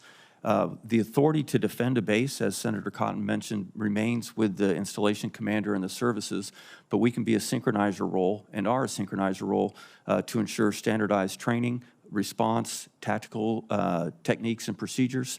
And if the base and the service are unable to handle the incursion, we can bring in help from across the interagency and DoD to support. And perhaps most critically is we can work closely with the interagency to give them the authority to operate the systems once they arrive due to our close relationship with the FAA. And in the near future, I think we will have our own capabilities to bring in from Northcom once we've procured them to assist if the service and the installation cannot handle the incursions. Thank you. Thank you very, very much. Mr. Chairman, in your absence, I made a statement about the purchase of Tesla trucks. I was misinformed. It was not the Department of Defense that's announced this purchase. It's the Department of State. So I just wanted to clarify the record. And thank you very much for that. Senator Warren. Thank you, Mr. Chairman. So the Trump administration is sending troops to the southern border and holding immigrants at Guantanamo, redirecting active duty military personnel from critical missions and costing taxpayers several times more than when DHS does the same job. That seems to be bad for national security, bad for our military families, and bad for America's bottom line. We've seen this before. When the first Trump administration deployed troops to the border, it pegged the cost at $1 billion over 3 years. But the GAO found that the Department of Defense estimates were, quote, not reliable and excluded, quote, significant costs. DOD reports to Congress missed more than half the actual total cost for entire fiscal years. So GAO made 7 detailed recommendations for the Department of Defense to improve its cost estimates, but 4 years later, the Department of Defense has not executed a single one. Now, DOD estimates that this new border deployment will cost almost $1 billion over the next 8 months, but that may be another underestimate. So, General Guillot, you are overseeing the border deployment. Does underestimating the costs of an operation put future missions and future readiness at risk? Senator, I would assume so, but I think I need to point out that Northcom has not appropriated funds for the southwest border, and we've never had reprogramming or pass-through funding. This is all done through the Department Comptroller and the services. I appreciate that, but I'm asking the question about running past the limits and the consequences of that, because the money has to come from somewhere, and I'm concerned that we're going to see the same problem that we saw the last time. Big costs and little transparency and accountability. When DOD has been tasked with doing DHS's job, it has cost taxpayers a lot more money. It costs 3 times more to deport migrants on military aircraft than civilian planes that ICE often uses and has cost ICE at least 5 times more per detention bed to hold migrants at Guantanamo Naval Base than at facilities in the United States. Anytime civilian authorities ask DOD for help, DOD is supposed to evaluate the request based on 6 criteria, including cost. But we don't even have a cost estimate for the new Guantanamo operations. So, Admiral Holsey, what do you expect the budgetary cost of Southcom's Guantanamo operations will be through the end of this fiscal year? Senator, we're new into the process right now. We surged emergency assets down there to start building out the camp. It's a phased approach, so it's not automatically going up to 30,000. So right now, so you're telling me you actually don't know the cost yet? not at this point, ma'am. Not at this point. So the decision to deploy DOD personnel and assets was made without knowing the cost, which is exactly what DOD is supposed to consider in making the decision to deploy. Will you at least commit to provide that estimate to Congress as soon as you have it? Yes, Senator. All right. Yes, Senator. I will work with the OSD and DOD to get that to you. All right. I will hold you to that. I'm relying on both of you also to tell us if DOD blows past whatever estimates you give us. Given the potentially astronomical costs, will you commit to informing this committee if you determine that these operations are not militarily effective? Yes, Senator. All right. You know, we need to know if the operations are having an unmanageable impact on readiness and morale. Political stunts like this can easily damage troop morale. Many Texas National Guard members who deployed to the southern border have felt isolated, without purpose, and some have even committed suicide. I think it is important that we have better oversight over these plans and that we make these plans conform to the law. Thank you, Mr. Chairman. Thank you very much. Yes, Senator King. One follow-up. General, give us an outline of the Russian activity and militarization of the northern Arctic Ocean. I don't know how to define northern and southern when you're coming from the North Pole, but on the Russian shoreline. Senator, over the last year, we've seen a significant increase in both Russian air and maritime activity in the vicinity of Alaska, both in the Bering and up in the Arctic Ocean.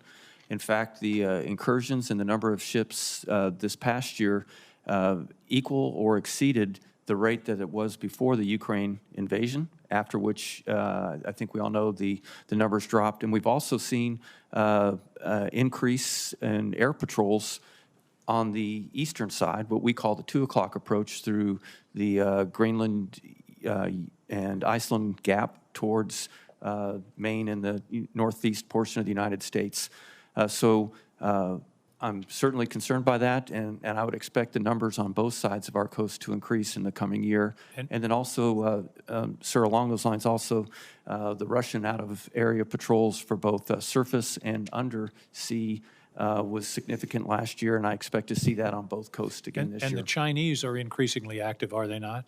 Yes, sir. Last year we saw the most Chinese vessels off the coast of Alaska than we've ever seen, and many simultaneously. I was at a conference some years ago on the Arctic, and there was a huge delegation from China, and I said, what is China's interest? They said, we are a near Arctic nation. My response was, Maine is a near Caribbean state. They are very active in increasing their actions. Now, how about where are we? Do we have a port for a facility, for example, in the Arctic? And secondly, give us a breakdown of the status of icebreakers. We are woefully inadequate in terms of icebreakers, particularly for the use of the Northwest Passage. Senator, I was going to use the same word. We're in a woeful situation with icebreakers.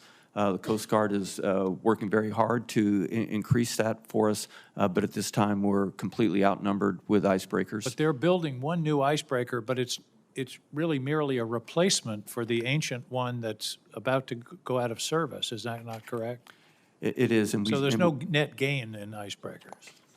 That's right, Senator. And the icebreakers we have commute between the Arctic and the Antarctic. Is that not correct? That's correct as well. And how many icebreakers do you estimate the Russians have in the Arctic? Between 20 and 40. 20 and 40 to less One. than one. I would argue that the icebreakers are the essential infrastructure of the Arctic region, and to say we are inadequate and behind where we should be is, I believe, an understatement. Thank you, Mr. Chairman. Senator King, let me just say, I think you'll find a lot of bipartisan support, both in the Congress and in the administration, for a substantial increase quickly in our number of icebreakers. I believe that's the case, and I appreciate that, Mr. Chairman. All right, we have Senator Peters and then Senator Rosen. Thank you, Mr. Chairman. Gentlemen, thank you for your service to our country and for being here today. As ranking member of the Homeland Security and Governmental Affairs Committee, as well as having served in the U.S. Navy Reserve, I want to echo some of my colleagues' concerns on the dangers of increasing the Department of Defense's role in border security and civil immigration enforcement. I'm going to be following up with both the Department of the Defense and the Department of Homeland Security to get additional information, including related to the DoD deportation flights and DHS's use of Naval Station Guantanamo Bay. Well, my questions first, General Guillot, as you have previously stated, the successful execution of your mission as commander of both NORTHCOM and NORAD relies, I think this is a quote, relies on cohesive strategies, integrated planning, and collaboration across the whole of government, end of quote. I completely agree with that and with your assessment, and believe this also applies to executing Southcom missions as well. So my question for you, General, how do your commands collaborate with several intergovernmental agencies, including the Department of Homeland Security, Missile Defense Agency, and the Cyber and Infrastructure Security Agency in executing your missions? And how do you coordinate with these agencies and deconflict efforts to ensure the successful defense of our homeland while certainly maintaining a left-of-launch framework? Senator, our partnership with DoD, other combatant commands, and the interagency is critical to us. The way we approach it is we have well over 100 liaison officers, usually very high-ranking, highly placed and trusted from their home agencies that work in our headquarters and participate in every one of our morning updates, intel and operations updates, commanders updates, as well as all of our planning efforts. And then for the combatant commands, we meet regularly, we talk regularly, and just for example, in this southern border, the responsibility is widely shared between U.S. Southcom, U.S. Northcom, and Transcom, and the commanders, and at all levels of our command, we integrate daily in a number of different planning groups and sessions. Wonderful. Question for both of you. You both know about the importance of artificial intelligence systems and the pivotal role that they play in informing commanders' decisions by predicting or providing predictive analysis, real-time decision support, and enhanced situational awareness in a future conflict. Earlier this week, we received a classified briefing from CENTCOM Commander General Guerrilla, who shared those views as well. So my question to each of you is, given the rapid advancements in AI, how do you see AI shaping the future of commanders' decisions-making ability, defensive operations, and weapons integration for both Southcom and Northcom? And how can we be helpful in your efforts to accelerate the use of these new technologies? Senator, the use of AI is becoming more and more important in NORAD and Northcom. We currently use some capabilities in helping us look at imagery and find assets or activities with imagery using AI to help alert our intel analysts, anything in the future that you'll see from us incorporating artificial intelligence. Certainly we'll always have what we call the man on the loop. We will always have men and women that are QCing it, but we're finding that we can go through reams and reams of information much quicker. And I think that I should point out we're also looking to see what the adversary is doing with AI and how we might be vulnerable to them and their use of AI in our defensive capabilities. Thank you. Admiral? And Senator, at Southcom, we're in the process now of sending some of our senior leaders through training to actually learn more about AI so we can continue to use it. Another thing we're doing at JADF South, Joint Interagency Task Force South, we actually have an AI machine learning battle lab where we're able to take 15 years of data based off a ship size. You think about a drug smuggler, ship size, location, time of year, expected route, and now we can use that predictably to locate our assets to interdict them, and that's been very successful, and we'll continue to look for some more support to get after that even faster. Thank you. Great, thank you. Thank you, Mr. Chairman. Thank you, Senator Peters. Senator Duckworth. Thank you, Mr. I'm- Chairman. I'm sorry. I should have Is it I should Rosen? have recognized Senator Rosen first. I am more than happy to. It's the first mistake I've made. Kelly. Yeah, Senator Kelly. Thank you, By Mr. unanimous Chairman. consent to my left. Senator Kelly. Thank you, Senator Rosen. Thank you, Senator Duckworth. Really appreciate it. So, General Guillot, and for both of you, Admiral, you as well. So both Northcom and Southcom have been tasked with supporting a border security and immigration enforcement mission. And while I agree that our immigration system's broken and that we have to do more to secure the southern border, I'm concerned about the effect of these missions on our military readiness. So General Guillot, last week over 100 migrants were flown to India on a C-17, costing the American taxpayer approximately $2.5 million and using up the limited flight hours allocated to that aircraft. Using mil-air costs around $28,000 an hour or so for a C-17, that's 4 times as much if ICE would have chartered a flight.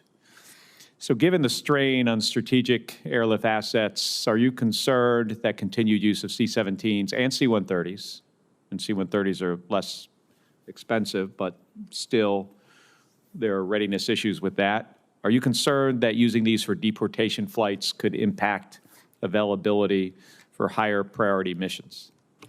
Senator, we work closely with the Transportation Command that operates these flights and are always looking to see if there are the authorities to contract that capability. Do you know what was dropped, what missions were dropped? And Admiral Holsey, same for you. Do you know if we dropped any missions to be able to support the flights to India or Gitmo? I do not know, sir. And Senator, I'm not aware either. And are you aware what the chain of custody looks like for detainees as we transfer them?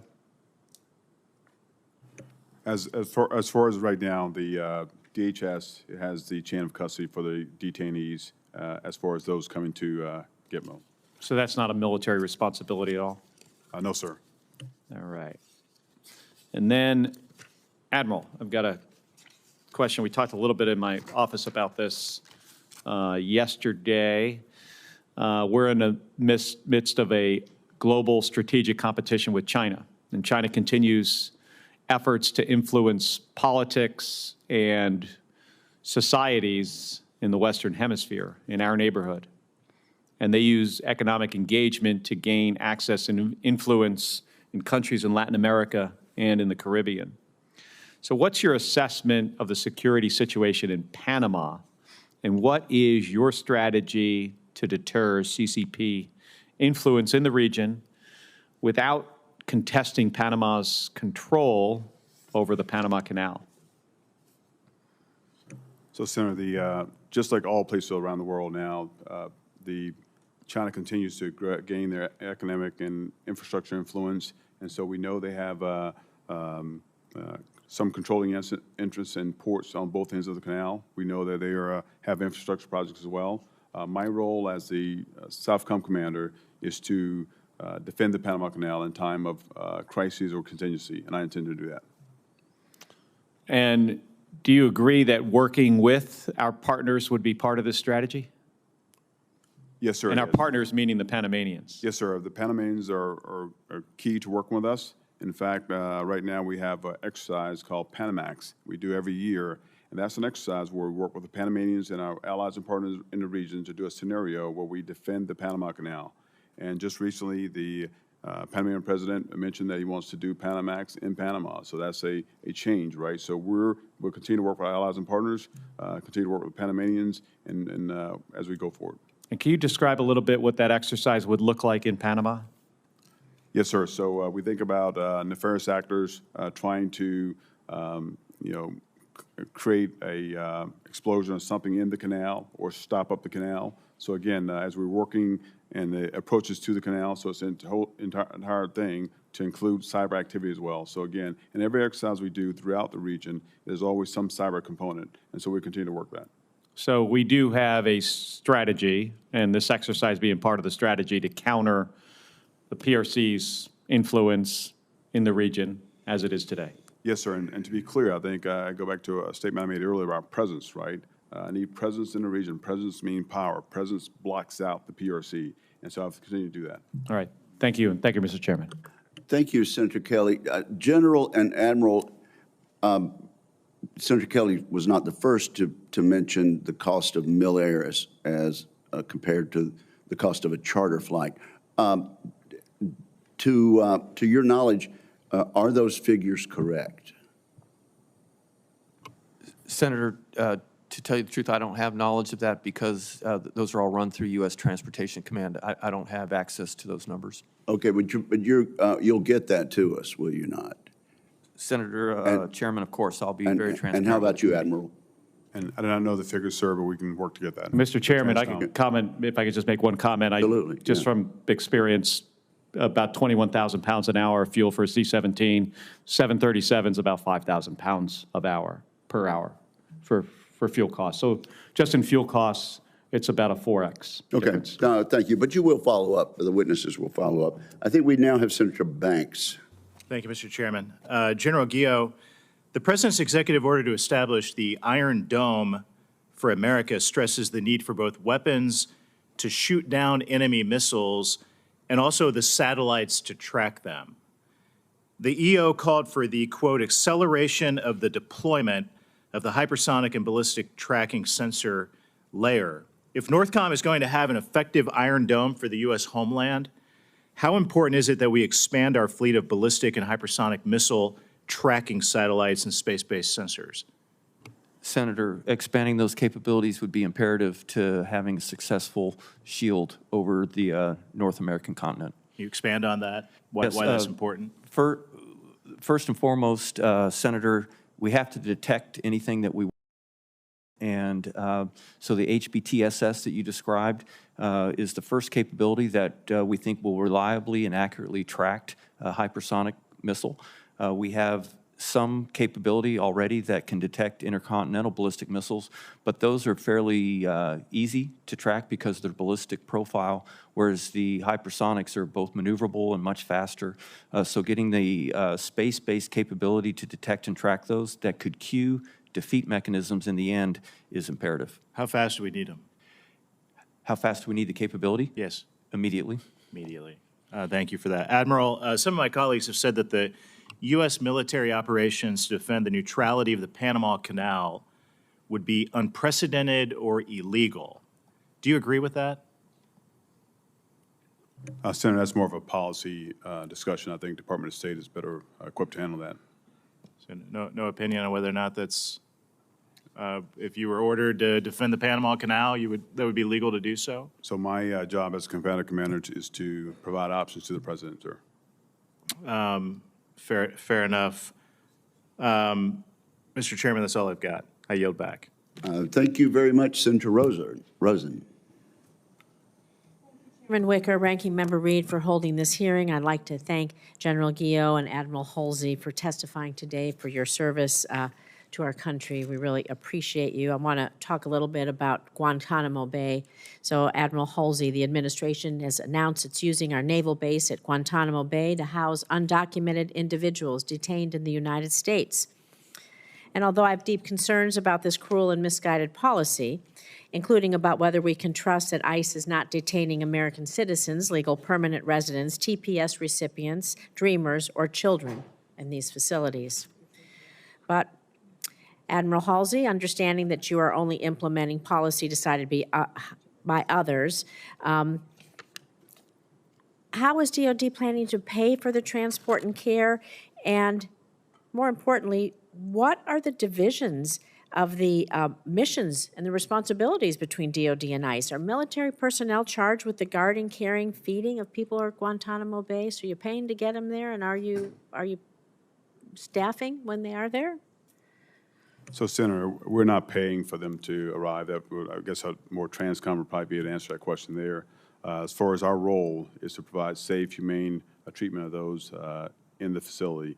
To be clear, we've done this mission before from a migrant standpoint. I plan every year for a mass migration scenario, so it's kind of a modification to the existing mission, and again, to bring them on board. The role of the military forces there is to provide supplies, food, care, shelter, medical support at this time. Well, I guess we have a lot of things to worry about in that, whether it impedes our readiness. From a readiness perspective, having to take care of migrants takes you away from your mission. But I'll move on because we only have 3 minutes. I want to talk to you, Admiral Holsey, now about critical language skills, because the Department of Defense is increasingly making investments on countering the People's Republic of China. We know they are a major threat to us. And are there any concerns regarding a lack of language expertise needed for countries in Southcom area of responsibility, especially considering the evolving situation at Gitmo, the potential need for more Spanish speakers? And how will the elimination of some of these diversity initiatives impact your ability to recruit and retain linguists, people who speak all of the different languages, speak Chinese, to enable your critical mission?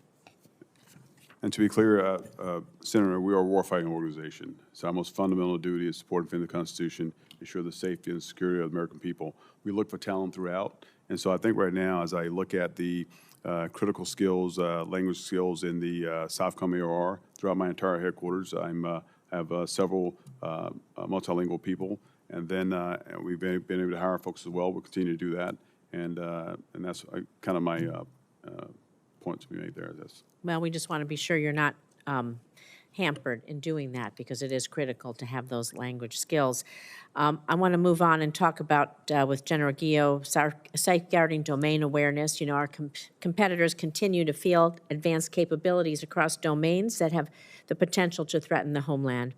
In light of these threats, Northcom and NORAD have to ensure that the systems providing the homeland with domain awareness are survivable, adaptable, and modern. In addition, these systems must be hardened, as they're going to be subject to an array of cyber attacks during any contingency. I'm encouraged by your efforts to modernize, but what steps are you currently taking to harden our command and control nodes, particularly in the cyber domain, so that we're able to effectively share operational picture during a potential conflict? Senator, as you alluded to, the most persistent and present threat that we face in the Northcom area of responsibility every day is in the cyber domain, with hundreds or maybe even thousands of attacks or attempted attacks on our networks. So the way we harden that is primarily through cyber protection teams that we have that first look at our unique NORAD and Northcom computer systems and networks, and then across the DoD network in partnership with Cyber Command to make sure that those are protected. And then when you go outside of that ring, we look at critical infrastructure for capabilities that not only help the American citizens but also help the DoD. And then there's 4 partners we have there, 3 others in addition to Northcom: Cybercom, the FBI, and CISA. and we work very well with them to monitor the cyber domain to ensure that all of those systems are protected. Thank you. Thank you, Senator Rosen. Senator Tuberville. Thank you, Mr. Chairman. Gentlemen, thank you for being here, and thanks for your service. Good visiting with you, both of you. You got tough jobs. General, you talked in your opening statement about the cooperation and the coming together of our adversaries. What do we need to do, and what do you need to do for the next 3 or 4 years to protect our country from those coalitions that are coming together, possibly for a threat to us? Senator, first, we need to continue to work on our ability to detect their activities. Not only are they working together, but even independently, they're increasing their own capabilities, and they can affect us from further ranges than they could in years past individually, and certainly combined, that just magnifies that challenge. And so our ability to detect them from all domains, undersea, all the way to space, is the first, so we can watch what they're doing and have awareness of what they're doing. And then after that is just presence, not only with the U.S. forces, but within our command, anything that we can do with the Canadian forces to show that we can, one, detect them, and two, respond to them in order to deter their activities would be the second emphasis that I have. That's the other question I want to ask you. As we speak, how's our working relationship with our Canadian partners up north? Senator, on a military-to-military basis, it's outstanding. NORAD is a binational command, and so they're partnered with the United States at every level of the command. And we talked earlier about the first time ever the Chinese and the Russians flew together in the Arctic. Our intercept of that was with U.S. and Canadian fighters that were completely integrated. So at the mill-to-mill level, in NORAD, it's excellent. And then also between NORTHCOM and CJOC, the Canadian Joint Operations Command, there's several times where we have Russian or Chinese ships out in the Arctic that are being patrolled by the Canadians out of U.S. bases to build that strength and relationship we have. Yeah, speaking of the Arctic, do we actually have a icebreaker that works now? The Coast Guard has one that is was just repaired, but unfortunately it was out of service for a period of time over the last few months. Yeah, we obviously need to add to that. I would imagine. Sure. Admiral, you and I talked about cell drones, which were made in my great state of Alabama, and can you give us, this group, a kind of a rundown of what you think about cell drones, your experience and the need probably for more all over the world? We have them in the Indo-Pacific and we have them in the Caribbean. And your experience with cell drones? Yes, Senator. Over the last couple of years, we've seen a decrement in Navy assets in the region. And one thing that Navy has done with this new hybrid fleet out of NAV South, we've been able to incorporate cell drones into our mission sets. They provide great domain awareness, and right now we're doing an Operation Southern Spear, where at this point we'll have cell drones in the Caribbean and in the Eastern Pacific, along with other unmanned assets to counter the drug fight. Right, so it gives me more maritime domain awareness, and it helps our partners as well, because we're trying to bring them into this piece, and so they have a better understanding. One thing our partners continue to ask for is domain awareness, intel sharing. So again, having those assets in the region for a lack of other assets is making a difference for me. Used for what main reason are they used for as we speak? For drug runners? So right now it's maritime domain awareness, so overall surveillance, right? So they actually have the capability to patch back to our MOC, our Maritime Operations Center in NAV South.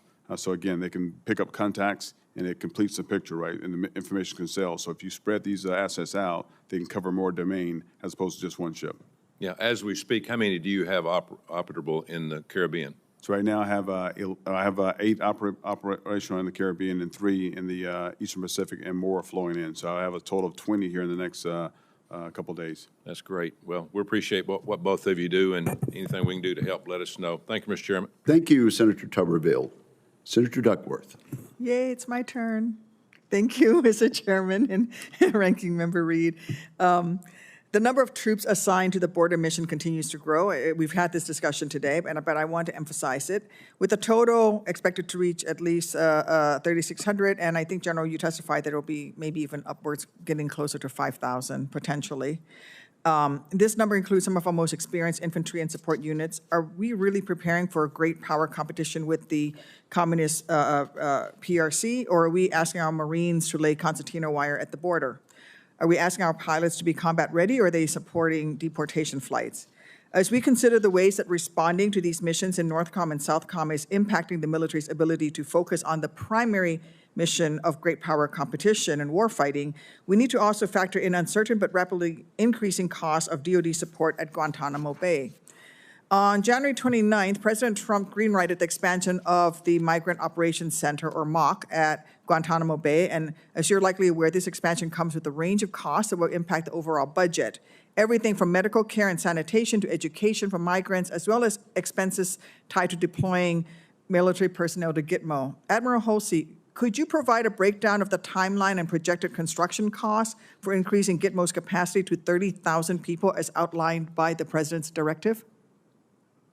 Senator, at this time, we're doing a phased approach. So right now, we'll have a capability for about 2,500 cots, and that plan is going to go up if we continue to phase it in. And we haven't decided that yet. I'm waiting further direction. So at the initial point, I don't have a cost estimate of what it would take for 30,000. So right now, we're still in the infancy phase of it. Well, you have a presidential directive. Have you not started planning to fulfill that directive? So right now, again, it's a stage approach, a tailored approach, right? So right now, we won't necessarily go. We don't know.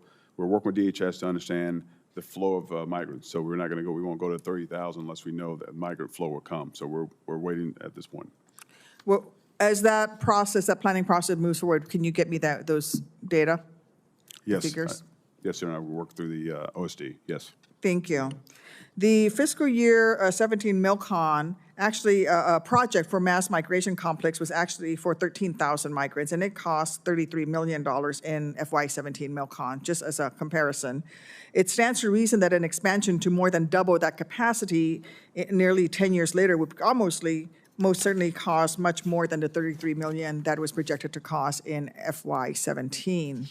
In addition to facilities costs in 2019, the commander of detention ops estimated that it cost more than $100,000 for each guard. Each guard's 9-month deployment to Gitmo cost taxpayers $100,000. Admiral Holsey, do you have, as you're doing this, do you have an estimate for the personnel costs associated with this effort, even for the first 2,500? No, we do not yet, but I can say that the cost of running Gitmo at this point, just the facility, the last several years has been approximately $100 million. And $100 million per year? Yes, for the JTF Gitmo facility, along with the rotational force that comes in. And how many detainees are there? Currently, there are 30 law of war detainees, 15 law of war detainees, and then approximately 68 other detainees, not detainees, but migrants from the DHS. So to house 118 detainees there, and to maintain Gitmo, it's costing taxpayers $100 million currently. And we're going to project to go up to $30 million. For the Gitmo facility. Just for the Gitmo facility. Just a facility. So the cost would be much higher than that. What is the source of funding for the expansion of the MOC? So right now, as the forces flow in, the services are bearing their initial costs for the initial flow. And so that's where it's at right now, the services. So it's coming out of the services pockets. What priorities will be left unfunded as a result of this shift in priorities? I can't answer that, ma'am. I think we have to ask the services. Okay. I would also like to address accountability on the DoD flights. Admiral Holsey, what is being done to ensure that risk is mitigated for pilots, and what security measures are in place to manage the personnel on board?